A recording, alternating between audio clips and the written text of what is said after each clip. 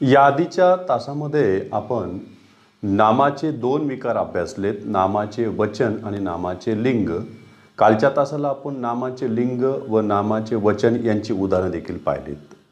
आजच्या तासाला आपल्याला नामाचा तिसरा जो विकार आहे अतिशय महत्त्वाचा आहे, तो म्हणजे विभक्ती. तर विभक्ती म्हणजे काय? तर विभक्ती म्हणजे सरळ सरळ अर्थाने घ्यायचा तर संबंध. नाम किंवा नामाच्या ऐवजी येणारा सर्वनाम. नाम किंवा सर्वनामाचा वाक्यातील क्रियापद किंवा इतर शब्दांशी येणारा जो संबंध असतो, तो संबंध दर्शवणारा विकार म्हणजेच काय? तर विभक्ती. तर आपण त्याविषयी पाहणार आहोत.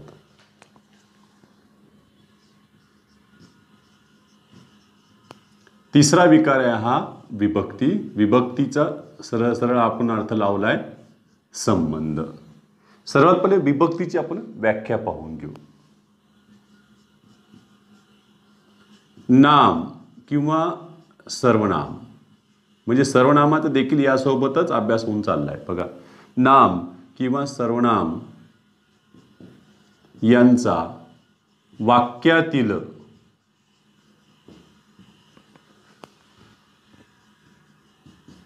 क्रियापद किंवा इतर शब्दांशी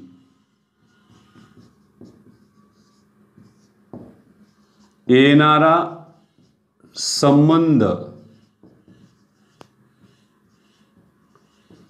दर्शविणारा विकार म्हणजेच विभक्ती. यामध्ये बघा, क्रियापदाशी संबंध येईल किंवा इतर शब्दांशी संबंध येईल. मग क्रियापदाशी संबंध जर आला तर त्याला काय म्हणतात ते देखील आपण पाहूया. बघा, नाम किंवा सर्वनामाचा वाक्यातील क्रियापदाशी येणारा जो संबंध असतो त्याला ते कारकार्थ म्हणतात. क्रियापदाशी संबंध आला तर कारकार्थ. नाम किंवा सर्वनामाचा वाक्यातील क्रियापदाखेरीज इतर शब्दांशी येणारा संबंध, त्याला त्यांनी नाव दिले उपपदार्थ. उपपदार्थ म्हणजे खायचा उपपदार्थ नाही आहे हा. याचं फोड जर केली तर लक्षात येईल की उपपद अधिक अर्थ. सरळ सरळ वाक्यामध्ये नाम किंवा सर्वनाम यांना काही ना काहीतरी कार्य मिळालं. उदाहरणार्थ त्यांना कर्त्याचं काम मिळालं, कोणाला कर्माचं काम मिळालं, कोणाला करणचं काम मिळालं, कोणी स्थळ दाखवायला लागलंय, कोणी साधन म्हणून काम करतंय, त्याच्यामध्ये कोणीतरी क्रिया कुठून सुरू झाली हे दाखवायचं काम करतंय. तर अशी जर पदं जर मिळाले तर समजायचं ते कारकार्थ. थोडक्यामध्ये सगळेच खासदार जरी असले तरीही फार कमी खासदारांनाच कॅबिनेटमध्ये स्थान असते. त्यातल्या त्यात केंद्रीयच्या नंतर मग केंद्रीय राज्य, मग राज्यामध्ये आले म्हणजे खाली खाली, आणि काही केवळ फक्त खासदारच असतात. झालं म्हणजे ह्या पद्धतीमध्ये उपपद अधिक अर्थ म्हणजे नाम सर्वनामाचा क्रियापदाशी संबंध येत नाही, त्यावेळेला ते इतर शब्दांशी संबंध लावतील. मग आता पहिले आपण विभक्ती पाहून घेऊया.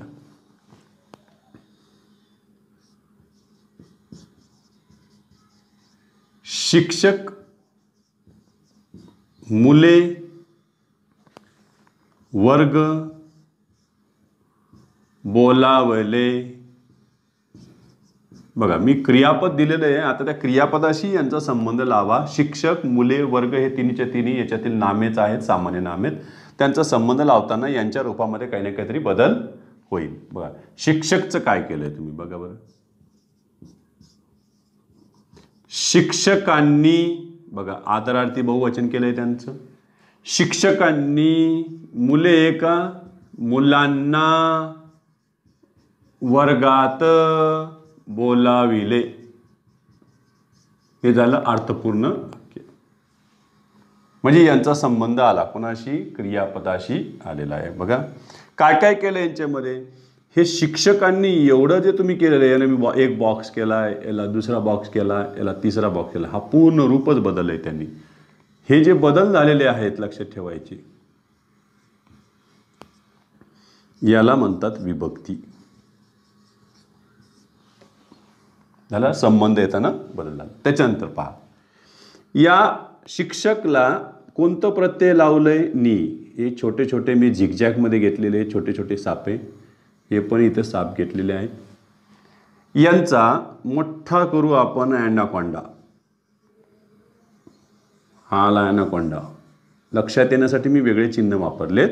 याला म्हणतात विभक्ती प्रत्यय. परीक्षेत यावर सुद्धा व्याख्या विचारलेली आहे. विभक्ती प्रत्यय म्हणजे काय, अशी जर व्याख्या आली तर लक्षात ठेवा. बघा, नाम किंवा सर्वनाम यांचा वाक्यातील क्रियापद किंवा इतर शब्दांशी संबंध येताना त्या नाम किंवा सर्वनामास शेवटून नाही आलं तर ते पुढून, कारण ते तिकून येणार, प्रत्येक तिकडून लागतात कधी पण पुढून. आपण हा शब्दच काढून टाकू, गोंधळ करेल. पुढून लागणारी अक्षरे. मग विभक्ती प्रत्यय ही शब्द नसतात, विभक्ती प्रत्यय ही अक्षरे असतात. विभक्ती प्रत्ययांना स्वतःचा अर्थ नसतो. ही महत्वाची गोष्ट पहा.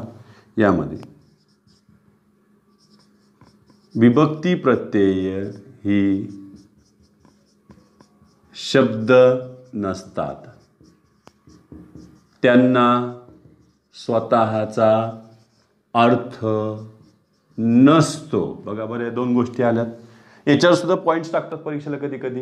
विभक्ती प्रत्यय ही शब्द असतात व त्यांना स्वतःचा अर्थ असतो. हे संपूर्ण विधान काय झालेलं आहे, चुकलेलं आहे.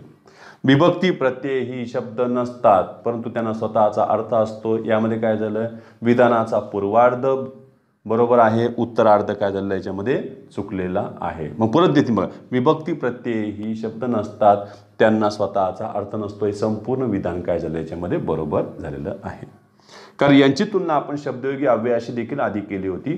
शब्दयोगी अव्यय मात्र शब्द असतात आणि त्यांना स्वतःचा अर्थ असतो. विभक्ती प्रत्यय ही शब्द नसतात, ती अक्षरे असतात, त्यांना स्वतःचा अर्थ नसतो. यांच्यामध्ये हे झाले विभक्ती प्रत्यय. आता हा विचार करा की ही जी विभक्ती प्रत्यय ही जर आपण याच्यातून वजा केली तर काय राहील. बघा, शिक्षकचं काय झालंय बघा बरं, शिक्षका. मुलेचं झालं बघा बरं, मुला. वर्गचं काय झालंय, वर्गा. म्हणजे यांची जेव्हा आपण विभक्ती प्रत्यय काढून टाकली तेव्हा मूळ रूपात काही ना काहीतरी बदल झाला आहे ना. तो बदल जो झालेला आहे या बदलाला सामान्य रूप म्हणतात. हे आपण गरज अधिक अनुसारच्या वेळेस घेतो बघा, गरजेनुसार. त्याच्यामध्ये सुद्धा शेवटच्या स्वरामध्ये काय होतं, बदल होतो. इथेही तसंच आहे बघा. सामान्य रूपाची देखील व्याख्या परीक्षेला विचारतात. सामान्य रूप म्हणजे काय, त्या नामाचे सामान्य रूप. जास्त करून नामाचे त्याच्यामध्ये बदल आढळतात. बघा, विभक्ती प्रत्यय जोडण्याआधी नाम किंवा सर्वनामाच्या बघा मूळ रूपात होणारा बदल म्हणजेच काय झालंय, ते झालंय सामान्य रूप. ठीक आहे, याचे सुद्धा आपण नियम पाहणार आहोत. एवढं स्क्रीनशॉट काढून घ्या.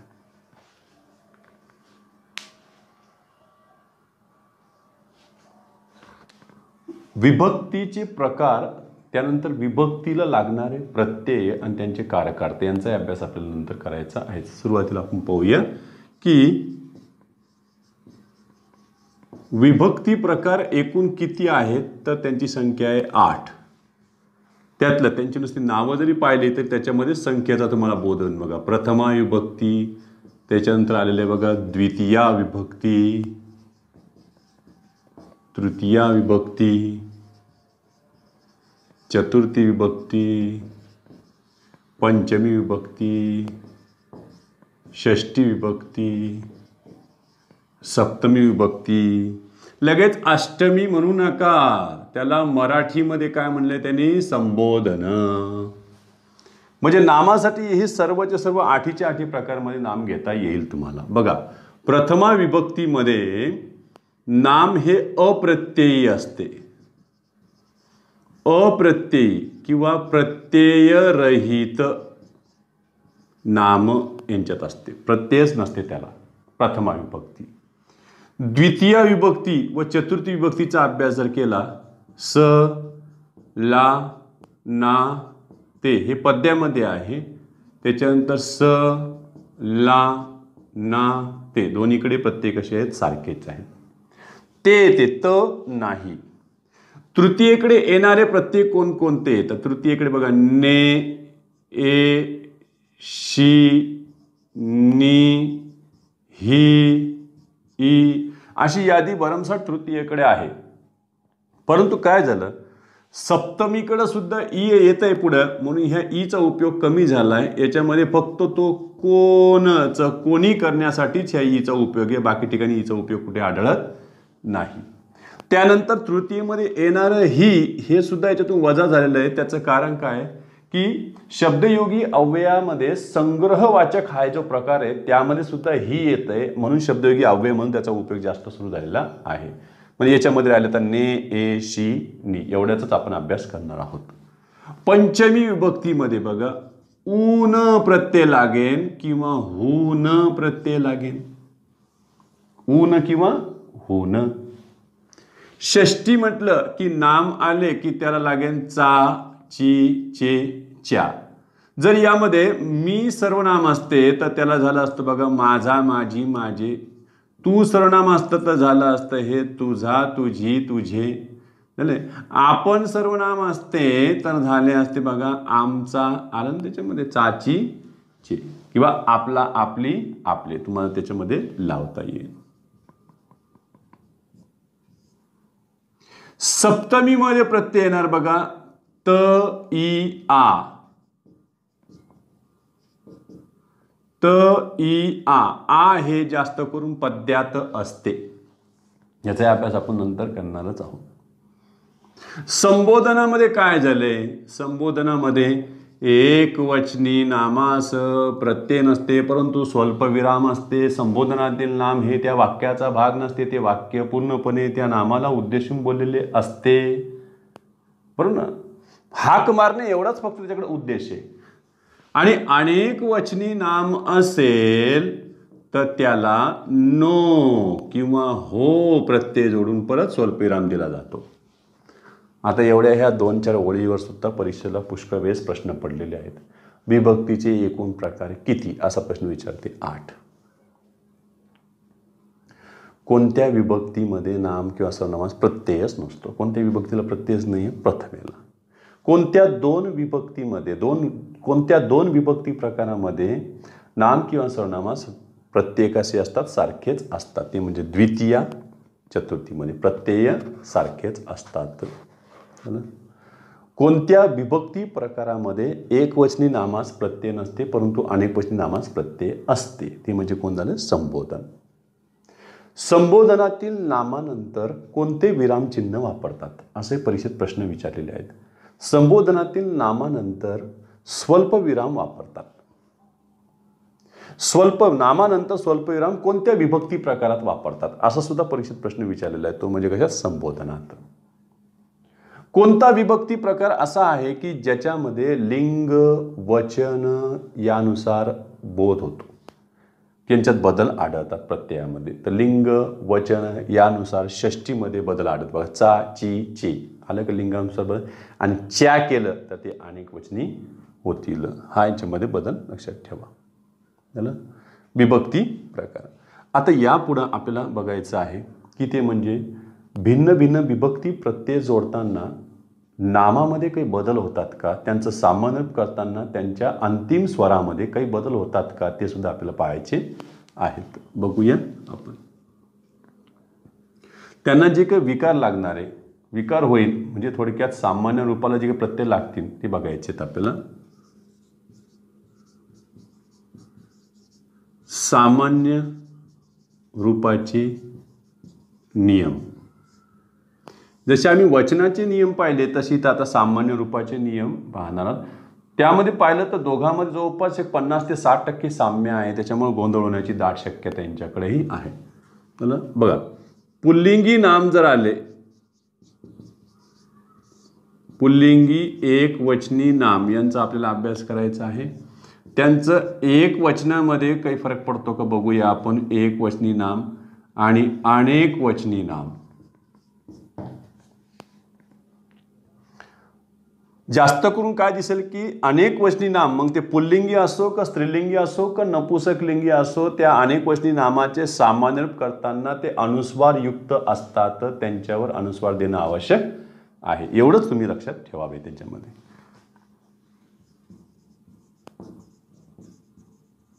अनेक वचनी नामाचे सामान्य रूप करताना शेवटी अनुस्वार दिला जातो. त्यानंतर तुम्ही विभक्ती प्रत्यय किंवा शब्दयोगी अव्यय जोडू शकता. नामामध्ये पुल्लिंगी म्हटलं की आपल्या लक्षात येतो आपले ते जुने शब्द विसरायचे नाहीये. बघा बरं, अकारांत असेल तर लगेच देव घ्यायचं आहे आपलं मस्तपैकी.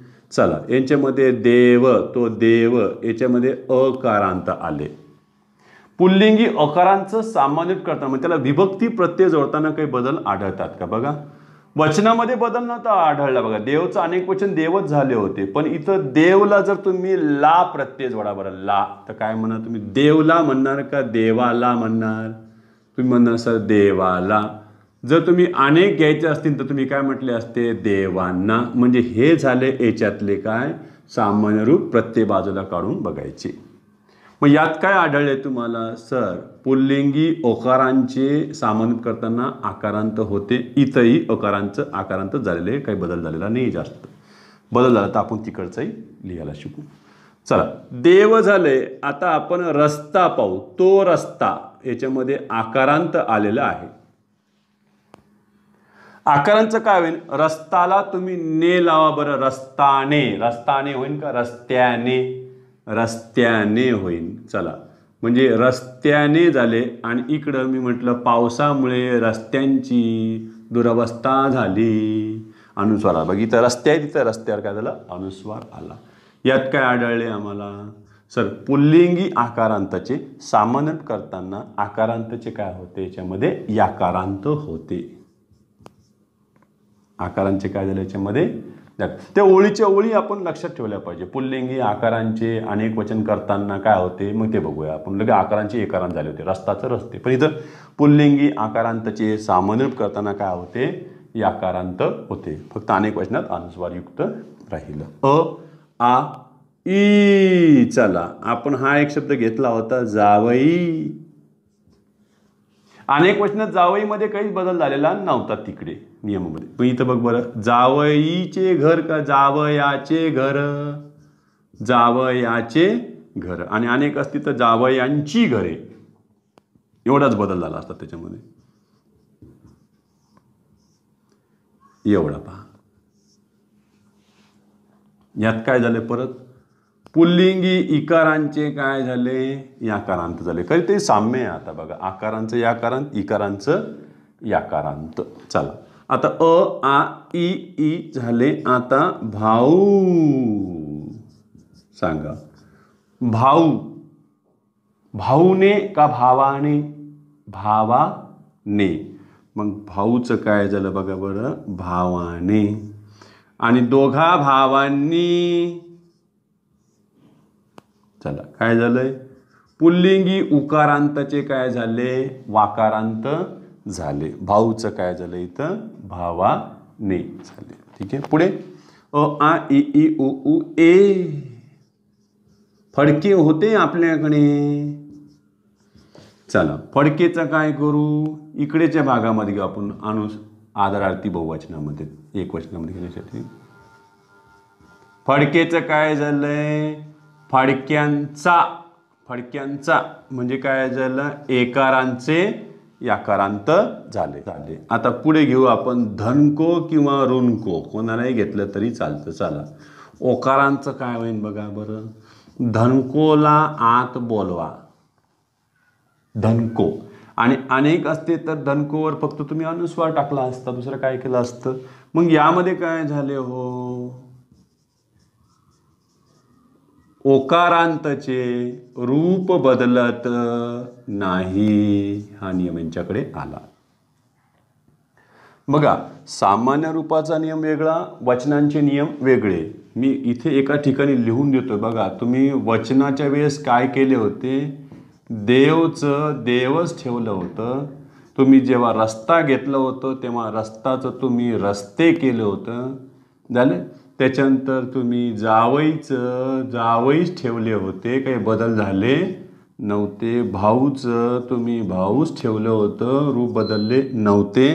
त्याच्यानंतर इथे फडके आले होते, फडके फडकेच राहिले होते, काही बदलले नव्हते. धनको असो का ऋणको असो, तिथं कोणाचे रूप बदलले नाही, फक्त एकाच ठिकाणी रूप बदलले होते. ते म्हणजे कुठे, वचन करत असताना, एक वचनाचं अनेक वचन करत असताना. मग दोघांना लक्षात ठेवायचं विशेष म्हणजे. यांच्याकडे बदल कुठे झाला नाही बघा बरं, फक्त एकाच ठिकाणी झाला नाही. कोण आहे, धनकोचं काय झालं, धनकोच झालं. त्यांच्याकडे काय झालं, रस्ताचं रस्ते झालं होतं, बाकी कोणाचाच बदल झालेला नव्हता. तेवढं स्क्रीनशॉट काढून घ्या.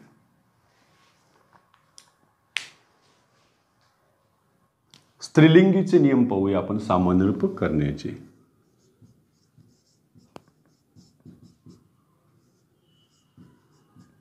स्त्रीलिंगी नाम, त्यामध्ये एकवचनी नाम, अनेकवचनी नाम, दोन ठिकाणी काही बदल होतात का वेगळे पाहूया.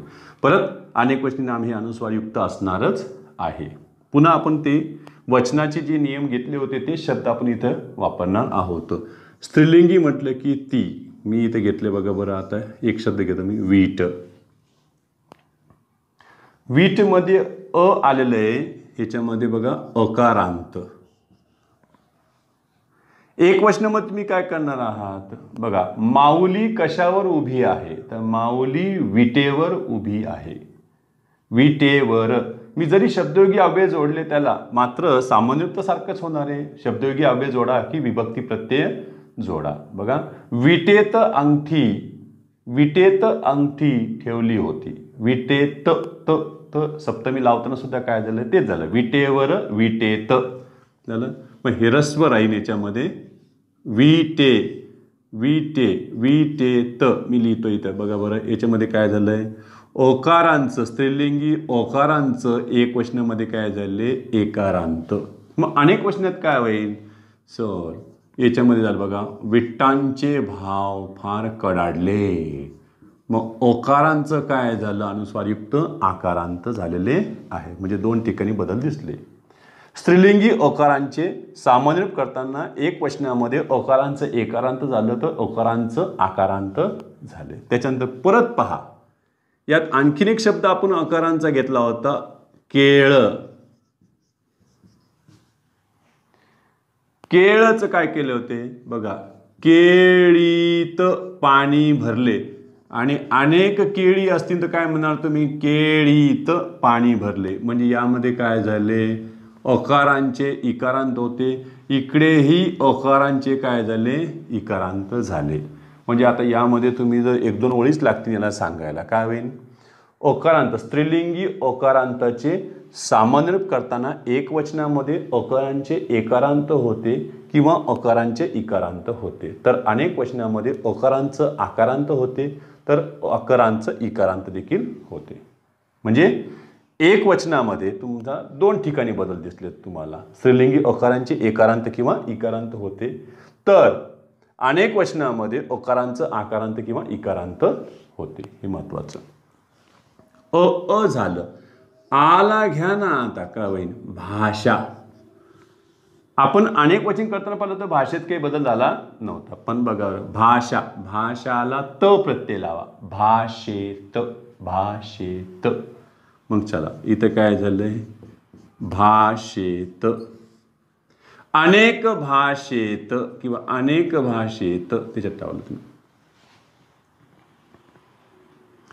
ए झालं. इथं काय झालंय, आकारांचे काय झाले, एकारांत झाले. आच ए झाले. अ आ ई. ई मध्ये घेतलंय आपण बाई. बाई एक वचनामध्ये बघा बरं, त्या बाईला बोलवा. एक वचनात रूप बदललं नाही. म्हणजे काय झालं, इथं इकारांचे रूप बदलत नाही.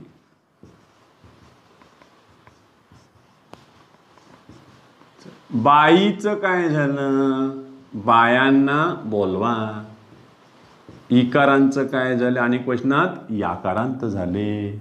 मग लगेच नियम तयार करतील तिथे काय, स्त्रीलिंगी इकारांताचे एक वचनामध्ये सामान्य करताना रूप बदलत नाही, परंतु अनेक वचनामध्ये इकारांचे याकारांत होते. चला बाई. परंतु याला अपवाद असणारे आहेत शब्द. दासी, तुम्ही दासीचं इथे दासीच ठेवणार आणि तिथे दासीच ठेवणार. दास्यांना करा, दास्यांना बोलवा असं म्हणणार नाही. अपवादातले देखील लक्षात ठेवा. अ आ ए ई उ. उ घेतलं यांच्यामध्ये सासू. सासू एक वचनामध्ये पाहिलं तर बघा बरं, सासूला राग आला. अनेक वचनामध्ये काय झालं, सासवांना राग आला.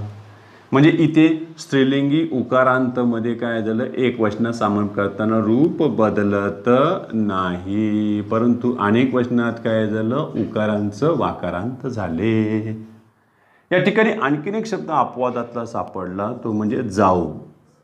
जाऊचं एक वचनामध्ये होईल बघा, जावेस राग आला. अनेक वचनामध्ये मात्र जावांना. इथं काही बदल झालेला नाही. म्हणजे इथे काय झालं, उकारांचं एकारांत. आपण वेकारांत म्हटलं तरी चालेल, काही प्रॉब्लेम नाही आहे त्याच्यामध्ये.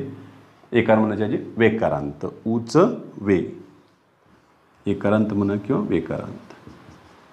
आणि इकडे काय झालं, उकारांचं वाकारांत. अ आ इ ई उ उ.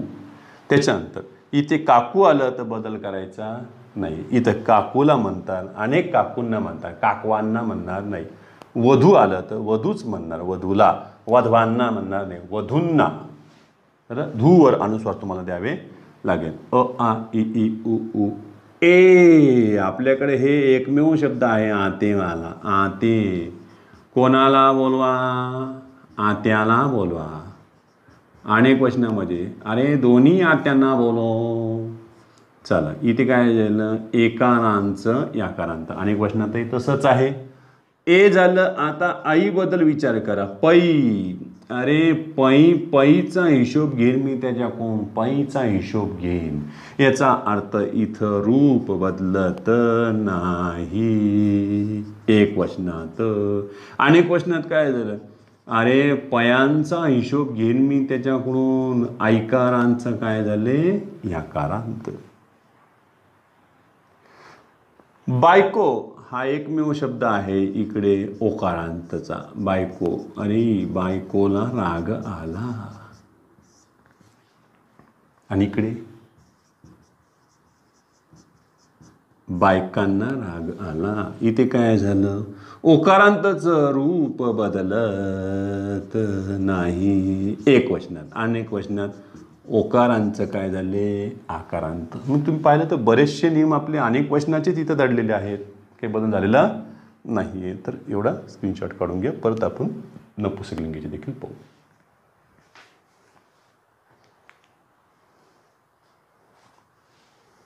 नपुंसकलिंगीचे बघा,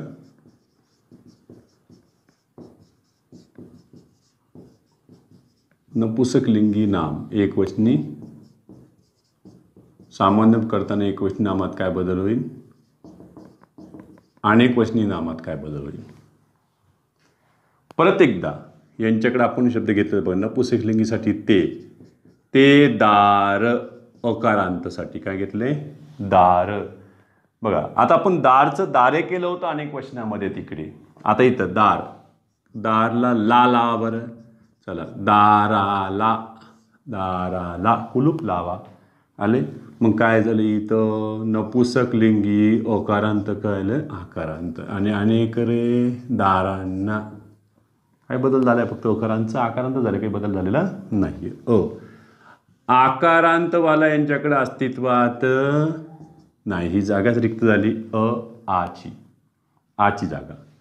चला, ई ई ई ई आपण घेतलं बघा मोती.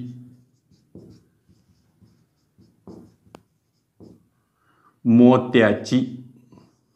आणि अनेक असते तर मोत्यांच्या माळा. चला, इकारांत नपुसकलिंगी इकारांचे काय झाले? याकारांत झाले. आ. आत नाहीचे ई झाले उ. आता घेऊ याच्यातलं पाखरू. पाखरूला पकडा का पाखराला पकडा? पाखराला पकडा. अनेक असते तर काय झालं असतं? अरे पाखरांना पकडा. नपुसकलिंगी उकारांचे काय झाले? आकारांत झाले. याला आणखीन एक शब्द आढळते उकारांतवाला, ते म्हणजे कुंकू. ते कुंकू याचं बघा, कशाचा करंडा? कुंकवाचा करंडा. म्हणजे यामध्ये काय? उकारांतचं वाकारांत, उकारांचं वाकारांत किंवा अवा लागलं त्याला. कुंकुवा, कुंकवा. उकारांचं काय झालं? याच्यामध्ये वाकारांत झाले. आ अस्तित्वात नाही. ई उ झाले. आता ए कडे या. आपण घेतलं होतं बघा कारले. कशाची भाजी आहे ही? कारल्याची. चला, म्हणजे काय झालं? एकारांतचं याकारांत झाले. तिकडे आपण कारलेचं अनेक वचन करताना कारली केले होते. हा बदल आहे. हे झालं नपुसक लिंगीचं. लक्षात ठेवा, हे शब्द बदलू नका. लक्षात ठेवा, शब्द म्हणजेच काय आपल्यासाठी नियमच आहेत, ते आपल्या मदतीला धावून येतील. यापुढेही आणखीन छोटे मोठे नियम आपल्याला गोळा करायचे की सामना करताना काय स्थिती राहील. बघा यामध्ये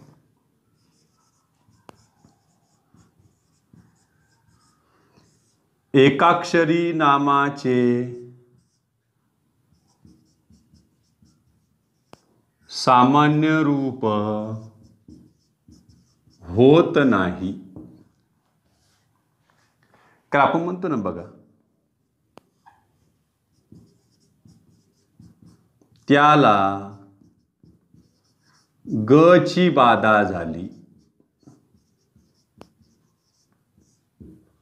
तसं म्हणते ना, श्रीच्या मागे ग असतो. श्रीच्या मागे ग असतो. अने ब ला मदत केली. अने ब ला मदत केली. हे अशी रीतीने मग एकी रावतन चिन्हात अने ब ला मदत केली. यामध्ये आपण कशाचा अभ्यास करतोय? नामाचा. सर्वनामाचा अभ्यास करत नाहीये. सर्वनामा एक अक्षरी सर्वनामांमध्ये काय बदल आढळतीनं. तू असन तर त्याला आपल्याला चाचीचे लावता नाही, पण झाजीचे लावतो तुझा, लगेच रूप बदलन. दीर्घ उकाराचं काय होईल? रस्व उकार होईल, रूप बदलत राहती न. हे झालं एकाक्षरी नामाचे सामान्य रूप होत नाही. तेवढं स्क्रीनशॉट घ्या. पुढचा नियम आहे बघा, या शब्दांचा आहे. चो च, रा जा, बा जा, यांचे एक वैशिष्ट्य आहे. याच्यामध्ये शेवटी बघा च, त्याच्यानंतर ज आणि हे ज यांचा जर विचार जर केला तर हे दंत तालव्य वर्ण आहेत. अक्षरातील जे व्यंजन आहे ती दंत तालव्य व्यंजना आहे, तर ती व्यंजना अक्षरातली. बघा मग यांच्यामध्ये आता सामान्य करताना काय बदल होईल? रूपात बदल होईल की नाही होणार तेही आपण पाहूया. बघा चोचला तुम्ही लिहून बघा, तर काय लिहिताय? चोचला तुम्ही प्रत्यय लावा. समजा तुम्हाला लावायचं आहे ने, तर तुम्ही चोचणे होईन का? चोचणे. चोचणे नाही म्हणणार तुम्ही, काय म्हणणार? बघा बरं, चोचीने यांच्यामध्ये म्हणणार चोचीने. आता इथं च हे झालं दंत तालव्य, आणि इथे तुम्ही उच्चार करता असताना त्याला असे वाचायला लागले ची, म्हणजे याचा अर्थ तालव्य वर्णामध्ये तुम्ही बदल करून टाकला. झालं.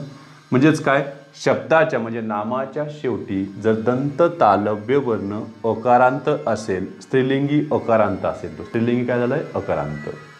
स्त्रीलिंगी नामाच्या शेवटी जर दंत तालव्य वर्ण अकारांत असेल तर त्याचे इकारांत करताना केवळ उच्चारात दंत तालव्याचे तालव्य वर्णात रूपांतर करावे. केवळ उच्चारात, लिखाणात नाही. हे फक्त मी वाचताना दाखवलेलं आहे. सेम तसंच आपण याचंही वाचा. काय होईल, याला आकारांत आलंय तर आपण एक नियम पाहिला, पुल्लिंगी आकारांतचं बघा, रस्ताचं रस्त्याने याकारांत झाले होते, याचं याकारांत होणार नाही. बघा हे झालं राजा दंत तालव्य. आणि जेव्हा तुम्ही त्याला ने लावते तेव्हा राजाने होत नाहीये तर ते राजाने होतंय. बघा ज्याने म्हणजे हे झालं तालव्य.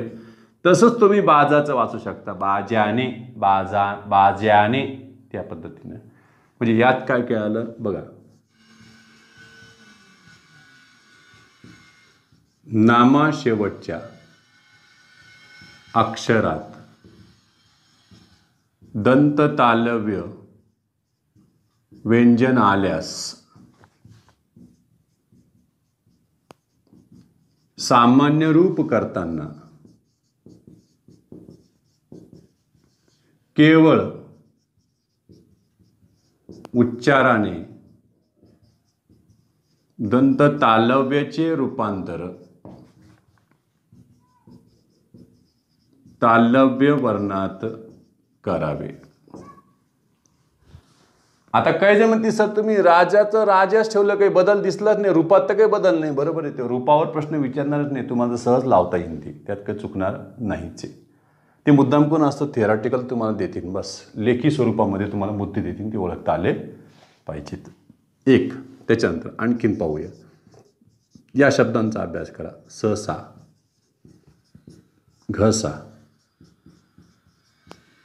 आरसा, सगळ्याच्या शेवटी काहीतरी बत्तासा, त्याच्यामध्ये घेता येईल. आणखी नाही, मासा हाही शब्द घेता येईल, बत्तासा. हे काय झाले सर, हे स घर्षक आहेत, स आकारांताचे. जर स आकारांत नामाच्या शेवटी स आकारांत असेल तर त्याचं सामान्य करताना काय करायचंय, तर त्याचं मग याकारांत करायचंय का, तर नाही. नाही तर परत डोक्यात घेताना तो ससा, लगेच सर आकारांचं याकारांत केले होते. बघा यामध्ये काय करायचंय तुम्हाला, फक्त स आकारांताचे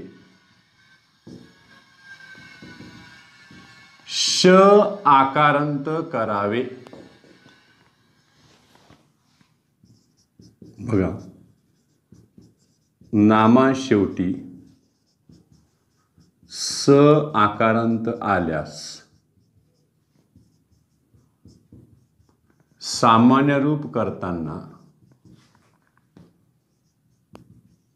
श आकारांत करावे.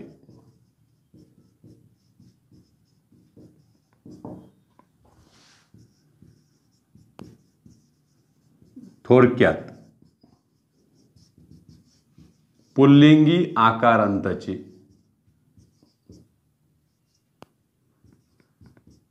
याकारांत करू नये. इथल्या नियमात फक्त का तुम्ही वाचून बघा, स सा मुद्दाम करून परीक्षेला देतील, स सा आणि त्याला ने लावा. बरं स सा ला तुम्ही ने प्रत्यय लावा, वाचा दोघाला घेऊन एकत्र. काय करणार तुम्ही, काय म्हणतील सर, सस्याने, असेही करायला काही घरमी नाही करायची.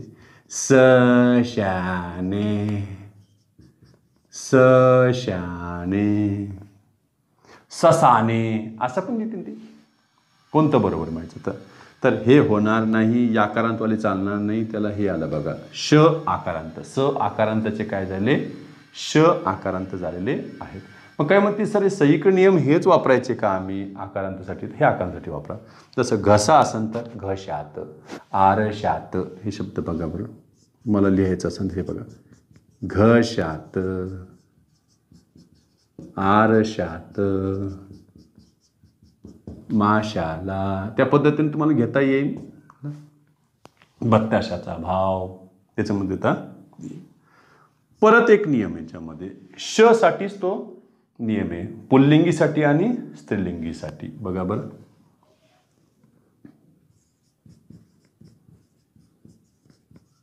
नामा शेवटी श इकारांत, ते पण कोणतं नाम आहे? पुल्लिंगी नाम. श इकारांत आल्यास सामान्य रूप करताना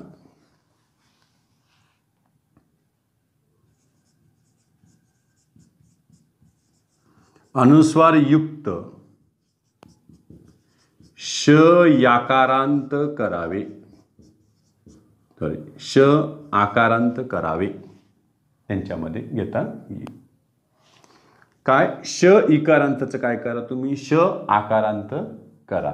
जसं उदाहरणार्थ बघा बरं, जोशी म्हणजे त्यांना आधारयुक्त दिलेलं आहे, अनुस्वारयुक्त करायचं आहे. मग जोशींचा वाडा असं म्हणायचं का? का असं म्हणायचं? जोशांचा वाडा असं म्हणायचं का? जोशांचा वाडा असं म्हणायचं. या तीनपैकी कोणतं एक? तर जोशींचा होणार नाहीये, जोशांचा होणार नाही, तर काय? जोशांचा वाडा. म्हणजे श इकारांतचं काय झालंय? श आकारांत झाले. हे पुल्लिंगी नामासाठी हा नियम वापरला. बघा पुढे आणखीन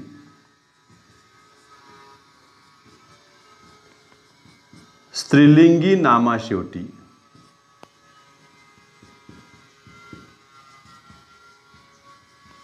श इकारांत आल्यास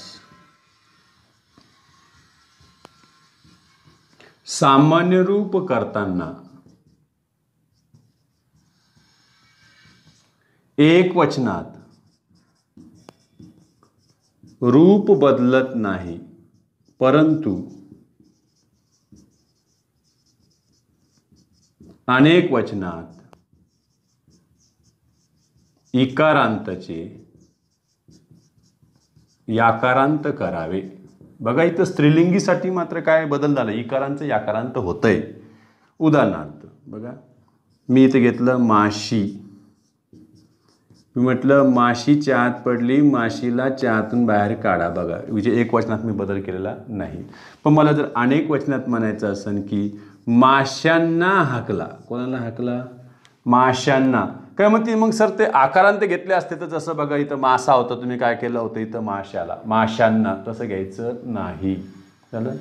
याचा उल्लेख आहे तो म्हणजे प्राध्यापिका यास्मीन शेख यांनी जे दिलेलं मोठं पुस्तक आहे, जे स्पेशल म्हणजे सामान्य रूपाचं आहे. जवळपास 500-550 रुपये किंमत त्या पुस्तकाची आहे.